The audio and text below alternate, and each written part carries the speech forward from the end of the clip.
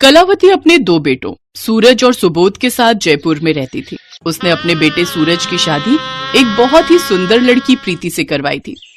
प्रीति बहुत ही खूबसूरत थी, लेकिन खूबसूरत होने के साथ साथ वो घमंडी भी थी।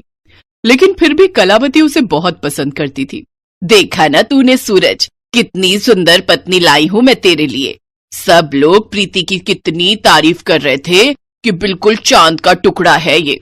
तू देखना सुबोध, मैं तेरे लिए भी प्रीति जैसी सुंदर लड़की लाऊंगी। फिर देखना सब रिश्तेदार कैसे हमसे जलते रह जाएंगे। लेकिन माँ, रंग से क्या फर्क पड़ता है? इंसान का मन सुंदर होना चाहिए। चुप कर तू, तुझे कुछ नहीं पता।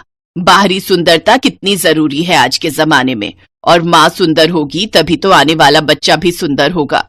ऐसे ही कुछ समय बीत जाता है। सुबोध अच्छे से जानता था कि उसकी माँ उसकी शादी एक काली लड़की से कभी नहीं करवाएगी, इसलिए वो बिना किसी से कुछ कहे एक रोज अपनी पसंद की काली लड़की कोमल को ब्याह कर घर ले आता है। काली बहू को देखकर कलावती का पारा 7वें आसमान पर चढ़ जाता है। हे भगवान, ये किस काली अमावस्या को उठा लाया तू? मेरे तो नसीब ही फूट गए। अब तो सब मोहल्ले की औरतें हंसेंगी मुझ पर। ना जाने क्या कर्म किए थे जो ये कल्लो पल्ले पड़ गई। ये सुनकर नई बहू को बहुत बुरा लगता है, लेकिन अपने बेटे की खुशी की खातिर वो उस काली बहू को अपने घर में रख लेती है। ऐसे ही समय बीतता है। कोमल भले ही काले रंग की थी, लेकिन वो सर्वगुण संपन्न थी। लेकिन कोमल के काले रंग के आगे कलावती को उसके सभी गुण भी बेकार ही लगते थे।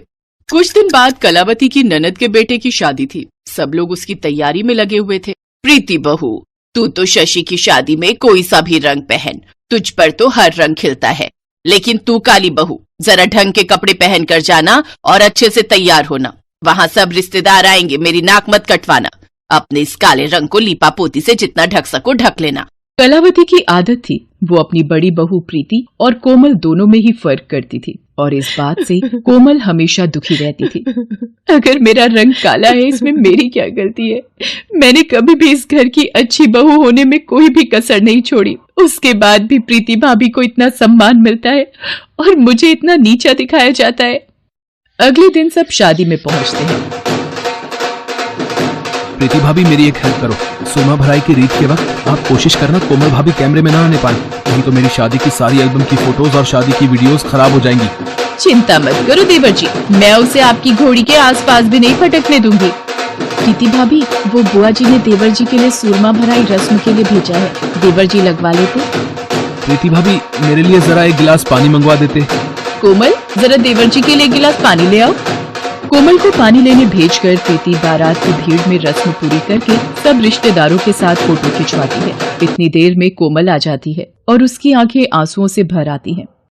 अब मेरे पैर में थोड़ा दर्द है, मैं बारात के साथ चल नहीं पाऊंगी। मैं सोच रही थी गाड़ी में बैठ जाती हूँ। कोमल अपने आंसुओं को छुपाए गाड़ी में बैठ जाती है। अब तो कोमल रोजाना इन सब बातों से बहुत दुखी रहने लगी थी। एक सुबह, माँ जी, मैं जरा बाजार होकर आती हूँ, मुझे कुछ जरूरी सामान लाना है। घर से बाजार के लिए निकल तो आई हूँ, पर वापस घर जाकर दोबारा सबके ताने सुनने की अब मुझ में हिम्मत ही नहीं रह गई है। कुछ समझ नहीं आ रहा क्या करूँ। काले रंग से मुक्ति पाओ, गोरे होकर यहाँ से जाओ, ये कैसे हो सकता है? देखूं क्या एक बार? ये तो कोई दर्पण की दुकान दिखाई पड़ती है, हर तरफ दर्पण ही दर्पण है। आओ, माया की पोटली में सब कुछ मिलेगा। आपने वो बाहर कुछ लिखा हुआ था, क्या वो सच है? काली से गोरी कर दूंगी मैं तुम्हारी काया, नाम है मेरा माया। तुम्हें काला रंग पसंद नहीं क्या? नहीं, मुझे अपने इस रंग से बहुत प्यार है, पर मेरी सासू माँ और जेठानी मेरे काले रूप रंग का मजाक उड़ाती हैं। मैं तंग आ गई हूँ, मुझे भी सुंदर और गोरा रूप चाहिए, मेरी मदद करो। ठीक है, तो मैं तुम्हें जादुई दर्पण में भेज देती हूँ, पर एक बात याद रखना, इस जादुई दर्पण का जादू हर अमावस्या की रात के लिए समाप्त हो जाया करेगा। यदि उस रात तुम्हें किसी ने देख लिया तो उसके बाद दोबारा तुम कभी भी गोरा रंग नहीं पा सकोगी, तुम फिर से काले रूप रंग में आ जाओगी। माया कोमल को जादुई दर्पण के अंदर भेज देती है और कुछ देर बाद वो उसे वापस बुलाती है, और देखते ही देखते कोमल का काला रंग गायब हो जाता है और कोमल गोरे रंग की बन जाती है। ये मैं हूँ? मुझे तो यकीन ही नहीं हो रहा है, मैं इतनी सुंदर बन गई। अब तो मेरा मुकाबला कोई नहीं कर पाएगा। सासू माँ और जेठानी जी तो देखती रह जाएंगी। आपका बहुत बहुत धन्यवाद माया जी, मैं आपका ये एहसान कभी नहीं भूलूंगी। माया के जादुई दर्पण से गोरा रंग रूप पाकर कोमल बहुत खुश हो जाती है। सारे मोहल्ले वाले भी उसे देखकर हैरान रह जाते हैं। ये कलावती जी की बहू कोमल है ना? ये सुंदर कैसे बन गई? इसका रंग तो बहुत काला था, पर ये तो बहुत ही गोरी हो गई, जैसे अभी दूध से नहाकर आई हो। सचमुच बहन, ये तो मानो चांदी सी गोरी हो गई है, जैसे कोई चमत्कार हो गया हो। उल्टे तवे जैसी काली थी, पर इसे देखकर तो लगता है पूरे मोहल्ले में इससे सुंदर कोई है ही नहीं। नमस्ते आंटी जी, पहचाना मुझे? मैं कोमल हूँ। इतने हैरान होकर क्यों देख रहे हो? कोमल घर के अंदर जाती है। हाँ जी, किससे मिलना है? आप कौन है?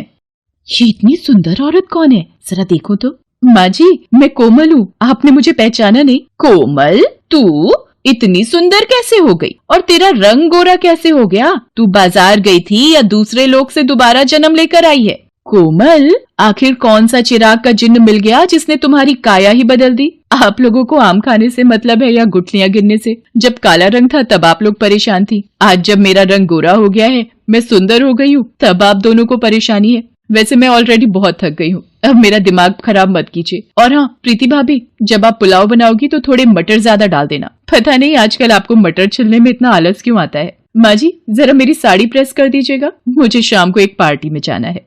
ये कोमल बहू ही है ना? कहीं उसकी जगह कोई दूसरी तो नहीं आ गई जिसके मुंह से आवाज नहीं निकलती थी? आज तो वो 7वें आसमान पर चढ़ गई है। और ये बाहर लोगों की भीड़ क्यों लगी हुई है? क्या काम है आप सबको? मैंने सुना है आपकी बहू काली से गोरी बन गई है। हमें भी तो दिखाइए, आपकी बहू ने ऐसा कौन सा उपटन लगाया है कि कुछ ही घंटों में वो इतनी सुंदर बन गई? यहाँ कोई तमाशा नहीं लगा हुआ है, आप लोग जाइए यहाँ से। कोई इतनी हूर की परी नहीं बनाई है जो मोहल्ले वाले भी इसे देखने के लिए इतने उतावले हो रहे हैं। कौन था माँ जी? मुझे किसी की आवाज आई थी, कुछ लोग मेरे से मिलना चाहते थे। मोहल्ले वाले आए थे, तेरी सुंदरता देखना चाहते थे कि ऐसा कौन सा जादू हो गया जो तेरा काला रंग गोरा बन गया। तो कोई बात नहीं माँ जी, देखने देते। वैसे आज शहर के कुछ न्यूज चैनल मेरा इंटरव्यू लेने आ रहे हैं। मैम, अचानक आपने अपना हुलिया बदलने के बारे में कैसे सोचा?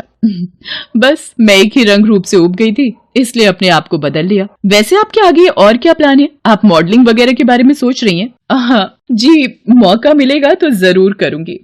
कोमल के बदलते हाव भाव से कलावती और प्रीति परेशान हो रही थी। सुबोध, वो मिसेस जैन के बेटे की शादी की सालगिरह है तो मुझे स्पेशल गेस्ट बुलाए हैं, आप चल रहे हो ना?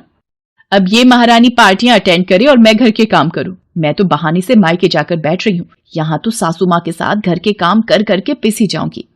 अगली सुबह प्रीति अपनी माँ की बीमारी का बहाना लगाकर पति सूरज के साथ मायके चली जाती है। सुबोध को भी किसी काम से शहर से बाहर जाना था। कोमल, प्रीति भाभी भैया के साथ अपने मायके गई है। माँ घर पर अकेली है और मैं भी कल रात तक ही वापस लौटूंगा, तो तुम पीछे से माँ का ख्याल रखना। चलो अच्छा है, सुबोध भी काम से बाहर जा रहे हैं और भैया भाभी भी घर पर नहीं है। आज अमावस्या की रात है, आज मैं अपने पुराने रूप में रहूंगी। माँ जी तो जल्दी सो जाती हैं, तो उनको कुछ पता नहीं चलेगा। बस ये रात कट जाए, कल सुबह मुझे अपना सुंदर रूप दोबारा मिल जाएगा। सब लोग चले जाते हैं। कोमल रात होते ही अपने कमरे में आ जाती है। अच्छा है, माँ जी जल्दी सो गई। लगता है मेरा असली रंग वापस आ रहा है। मेरे हाथ धीरे धीरे काले हो रहे हैं। हाँ, मेरा मुंह दोबारा पहले जैसा हो चुका है। लगता है जादुई दर्पण के जादू का असर इस रात के लिए खत्म हो चुका है। मैं वापस अपने रूप में आ गई हूँ। अब सो जाती हूँ, सुबह होते ही मैं ठीक हो जाऊंगी। अरे ये तो माँ जी आवाज लगा रही हैं, कोई परेशानी तो नहीं है? माँ जी, माँ जी, हे भगवान, सीने में दर्द। आह कोमल बहू, लगता है माँ जी की तबीयत खराब हो गई है। मुझे इन्हें अस्पताल लेकर जाना होगा। कोमल कलावती को ऑटो में बिठाकर जल्दी से अस्पताल लेकर पहुंचती है। कुछ वक्त के पश्चात कलावती की हालत में सुधार आता है। कलावती को अस्पताल लाने के चक्कर में कोमल ये भूल जाती है कि उस दिन अमावस्या की रात है और उसे अपना असली रूप मिला हुआ है। कलावती कोमल का असली रंग रूप देख लेती है। कोमल रोकर कलावती को सारी बात बताती है। मेरी प्यारी बहू, गलती तो हमसे हुई है। तेरा तो मन बहुत साफ है। तू तो मेरी जान बचाने की फिक्र में सब कुछ भूल गई। तुझे तो ये भी याद नहीं रहा कि यदि किसी ने देख लिया तो तेरा जादू छिन जाएगा, दोबारा कभी नहीं मिलेगा। और इस सब का कारण मैं बनी। माँ जी, आपकी जान से बढ़कर मेरे लिए कुछ भी नहीं है। आप हो तो सब कुछ है। उस दिन के बाद हर कोई कोमल की तारीफ करता है। कोमल को भी समझ आ गया था कि दर्पण सिर्फ ऊपरी सुंदरता बयान करता है और जो व्यक्ति मन से सुंदर है उसकी हर जगह प्रशंसा होती है।